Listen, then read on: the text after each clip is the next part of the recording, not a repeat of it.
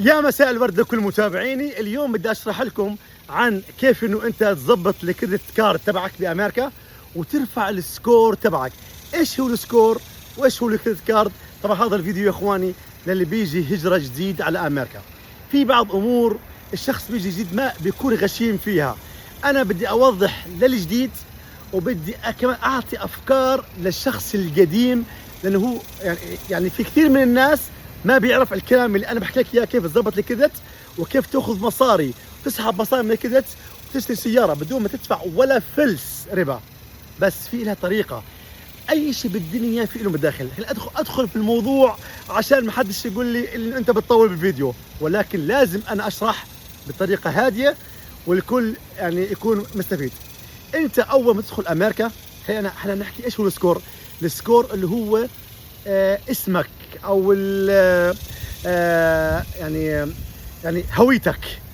اذا انت يعني هون في امريكا ما بقول انت ابن مين او انت عسكري متقاعد عندك كفلاء مش كفلاء ولا بحكي شيء، اعطيني السوشيال تبعك، اعطيني اخر 4 ارقام السوشيال، بضرب عليك ببين عنده انه انت قد عندك سكور كويس او مش كويس.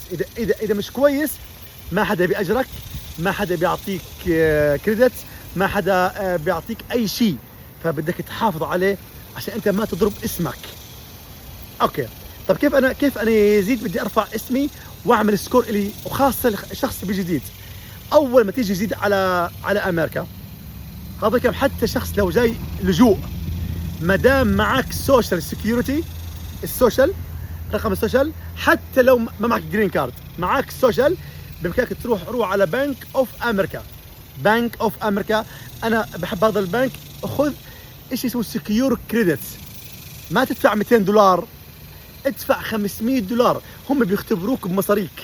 يعني اقول لهم انا بدي كريدت كارد سكيور كريدت، تدفع $500، ما تدفع 200. اذا قال لك 200 قول له انا بدي 500 عشان يكون في عندك الليمت عالي.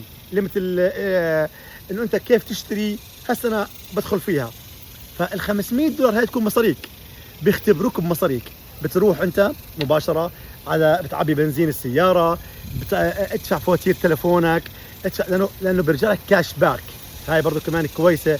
في بعض امور بيجيك كاش باك 3%، 2%. يعني انا هذيك المره لقيت عندي كاش باك $500. يعني ما كنت منتبه لهم. هذا يعني انا من كثر ما بعبي بنزين وبشتري اشياء، فكل بطاقه فيها كاش باك. فانت اليوم لما تعبي بنزين عبي من الكريدت وسكر. كيف تسوي؟ الطريقه الصح انه انت عندك $500 بشتري ب $250، بشتري فيهم بعد اسبوعين بسكرهم. هسا اذا انت بتخليهم في شيء اسمه اللي هو مينيموم، اللي هو $40 $50، اللي هو اذا انت قاعد اكثر من شهر بحطوا عليك فوائد. فانت لا تدخل موضوع الفوائد عشان حرام وحلال. انت بعد اسبوعين بتسكر، بترجع 500 كاملين. بعد 6 شهور بالضبط بنك اوف امريكا بيبعث لك ايميل على البيت، او بعث لك ايميل على الانبوكس. اوكي، بعث لك انه انت هاي شيك بال $500 تاعونك، شكرا لك. هم بيعطوك يعني صار ثقه بينك وبينهم، بيعطوك 1000 أو $2000 حسب. انا اول ما اعطوني انا $2700. بعدين انا صرت ارفع. فهون هاي اول بطاقه. ما تفتح اي بطاقه الا اللي كريدت سكيور. بعد 6 شهور تفتح بطاقه ثانيه. افتح بنك اسمه امريكان اكسبريس. بس يعني ركز على نقطه معينه، لا تفتح بطاقه عليها دفع سنوي اللي هي الاشتراك السنوي، ما تدخل فيها. في بطاقات بيكون زيرو، يعني انه انت ما عليك، اذا انت اشتريت تدفع، ما عليك تشارج كل سنه، او في بعض بطاقات شهري. هاي النقطه انساك منها. فانت هون بلش عندك سكور يرتفع. اذا كنت ساكن مع ناس حط اسمك بالليس، بالعقد الاجار، حط اسمك بالكهرباء، هذا كله بيرفع عندك سكور. ادخل هسه بالزبده وبالشيء اللي انتم بدكم اياه. بعد ما يستلك 1.5 سنة 2 والافضل سنتين 3 سنوات. أسألك كل سنة ونص افتح بطاقة جديدة، كل سنة ونص افتح بطاقة جديدة، عشان انت ان شاء الله تفتح 10 بطاقات ما عليها اي مشكلة. انت هم بيحبوا البنوك هون في امريكا، لان امريكا مبنية على الكريدت، على البطاقات. لو فتحت بيرفع السكور عندك اكثر، بس لا تفتح اكثر من بطاقة او بطاقتين كل سنة ونص. اذا تفتح 4 5 بيقولوا هذا عمي بده ايش، بده يلسع، بده يضرب ضربة ويروح. خلي في ثقة بينك وبين البنوك.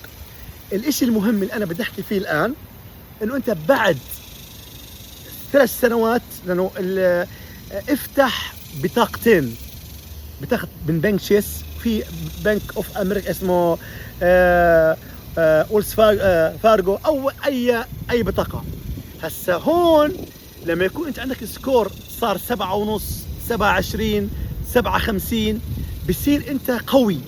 بيعطوك اول يعني بعد 3 سنوات بيعطوك مثلا كل بطاقة ممكن يعطوك 9000، ممكن يعطوك 10000، هاي 10000 و10000 صار معك 20000.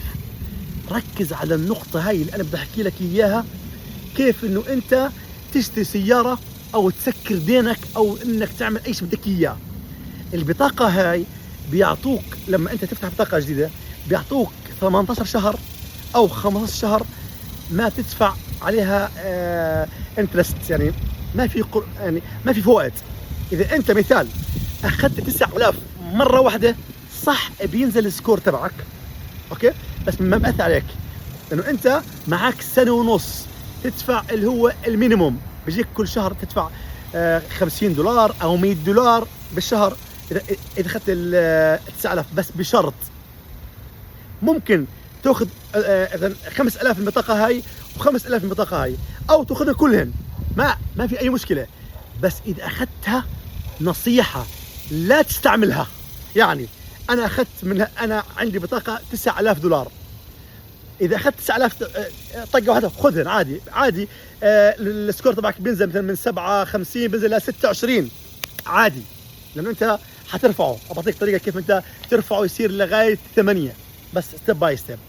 فانت اذا اخذت مثال 50% منها مصاري، وهسه بقول لك كيف انت تاخذ مصاري 50%، اوعى تستعملها مشتريات. اكثر ناس اللي بخربطوا انه باخذ 50% من مصاري منها وبروح بيستعملها مشتريات. هسه هون اذا استعملتها مشتريات هم خلاص هم اعطوك اللي هو فيش فوائد على المبلغ هذا، المبلغ الثاني تدفع عليه فوائد. فانت البطاقة اللي بتاخذ منها كاش، بس انت ما تاخذ كاش من الاي تي ام. في طريقة انت بتقدرها، في شيء في برنامج اسمه يزيد اتوقع سكوير. تقدر انت، هذا بياخذ منك انه 1.5% او 2% بياخذ منك عمولته. انت بتشرج المبلغ اللي بدك اياه.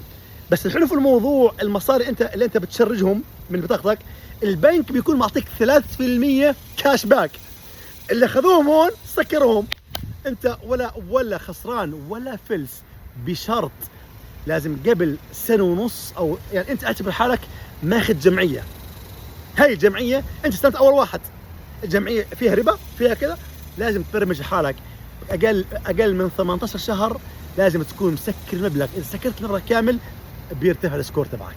وممكن ان شاء الله انه الله يرزقك من اول شهر يجيك مصاري وتسكر البطاقة. خلاص انت كنت مضطر بدك 10000، مضطر بدك 20000.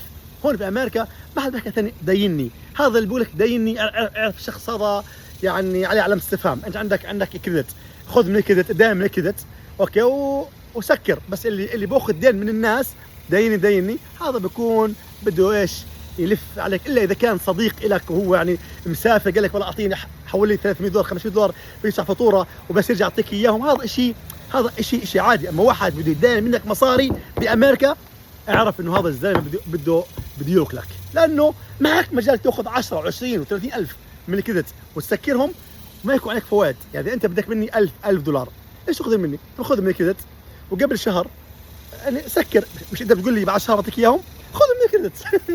انتهى الموضوع. فيا اخواني ما حدا هسه من الناس اللي قدام يقول لي يعلق. انا بعطي افكار، هاي اسمها تكتيك. التكتيك هذا مش اي حدا بيعرفه.